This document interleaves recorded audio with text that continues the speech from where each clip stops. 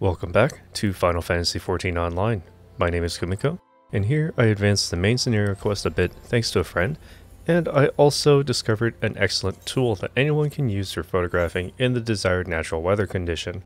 I'll touch a bit more on it later in the video, but for now, I headed out of Western Thanalan towards Central and Eastern Thanalan as a part of advancing the main scenario quest, and so I ended up fulfilling a number of objectives in Drybone, which features Camp Drybone, a mostly peaceful town, with a cemetery and many interred due to lack of space in Ul'dah.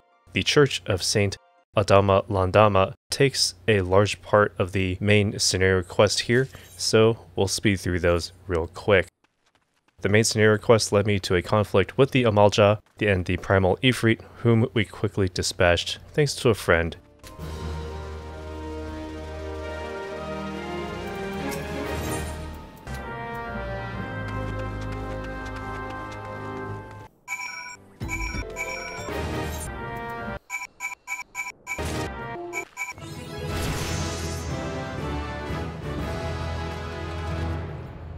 While I didn't expect to take my first photo today immediately after defeating a primal summoned by the Amalja, but here we are.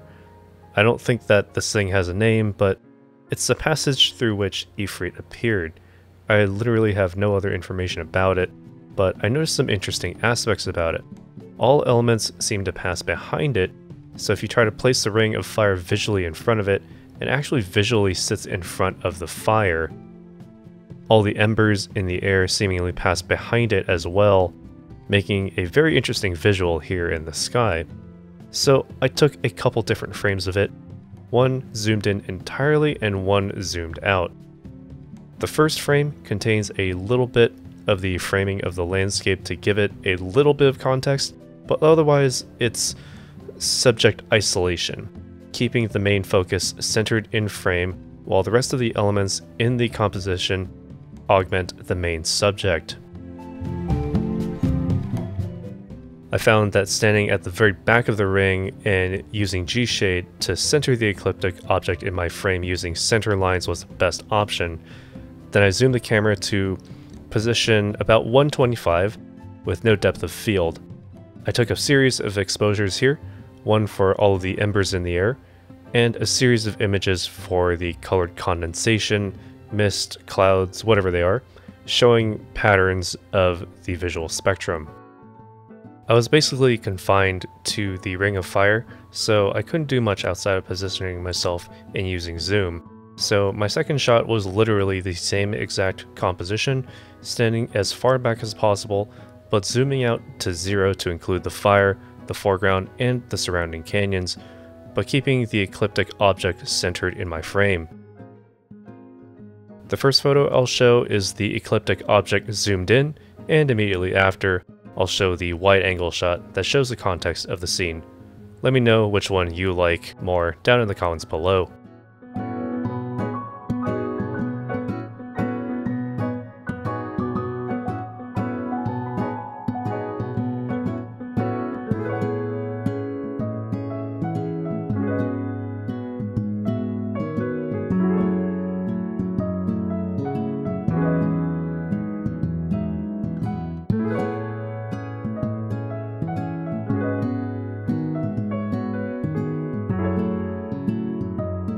After Ifrit, morning was beginning to break in Drybone, and upon heading out and looking east, I saw the sunrise perfectly framed by the burning wall at the easternmost side of Thanalan.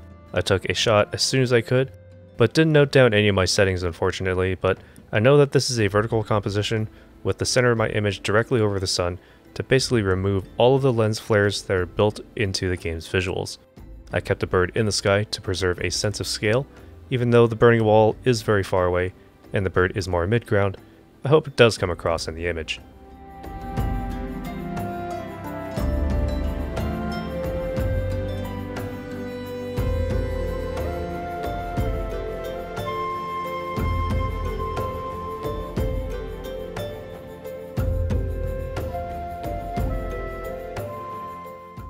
After putting away G-pose, the sun had risen considerably, so it would be some time until I would get some more favorable lighting.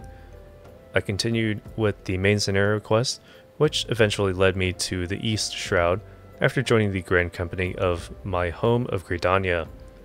My first quest had me seek out a fallen airship near the Nine Ivies, and this opened up more possibilities for me to get woodland images. After passing the Honey Yard and Fullflower Comb, I came upon what seems to be a very large tree root, and the artificial lighting underneath it caught my attention.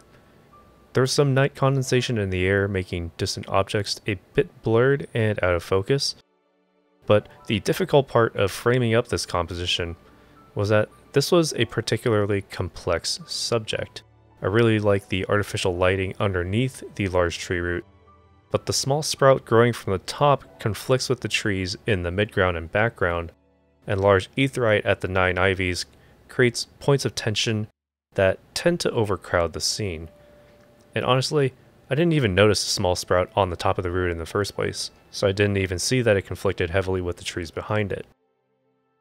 This is another scene where I took a couple of different compositions, mainly due to the placement of the torches along the path, since they sit asymmetrically under the root, but symmetrically with respect to the footpath.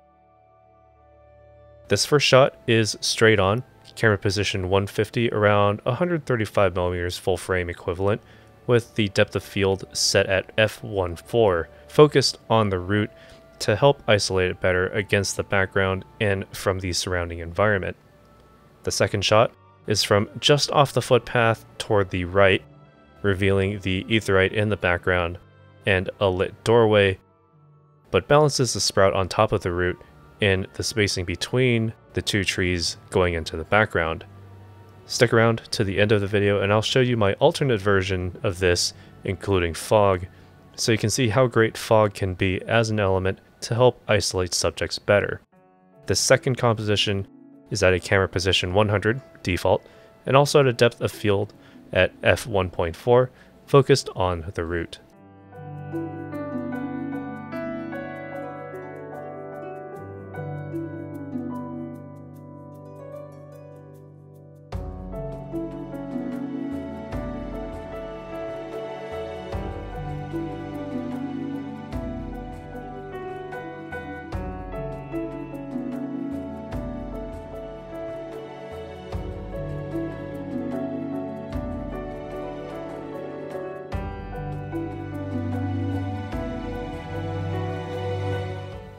Again, not sure which one I like best, so let me know down in the comments below which one you prefer.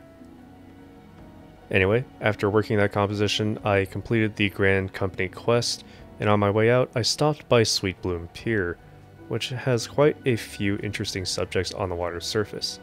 The strongest composition I found was a small island with a tree on it.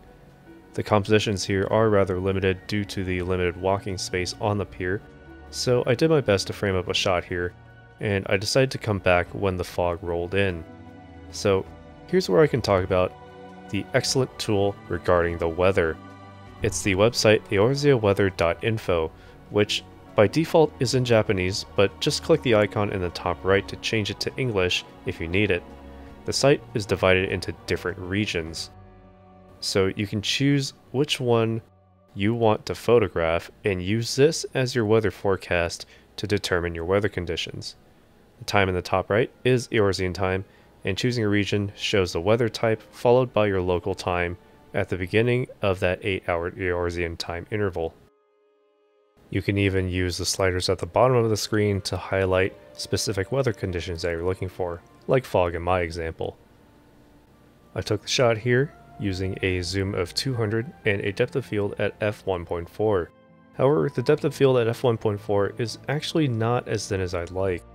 So what I did here was actually take two exposures and stack them in order to get the background fully out of focus. Typically, landscapes are better with the full field in focus, but I really want to isolate my subject, and doing so in absolutely clear conditions is impossible with a fully clear and crisp scene like this.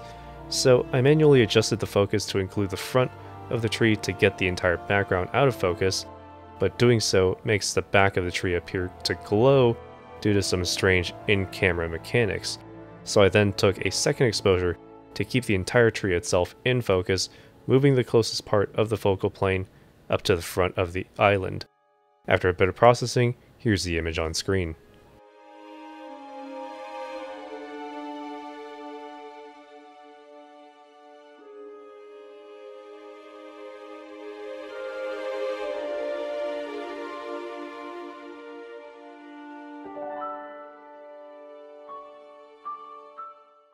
After using erzioweather.info as reference, I came back later to photograph the scene as I envisioned it. After I put that up on screen, I'll also put up an image of the route using the second composition in the same fog and in black and white to really focus on the forms and textures of the woodland where they matter.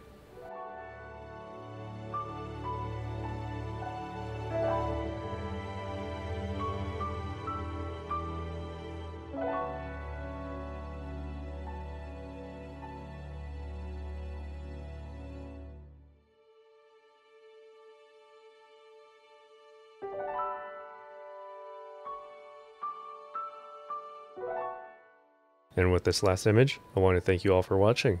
I'll see you in the next video.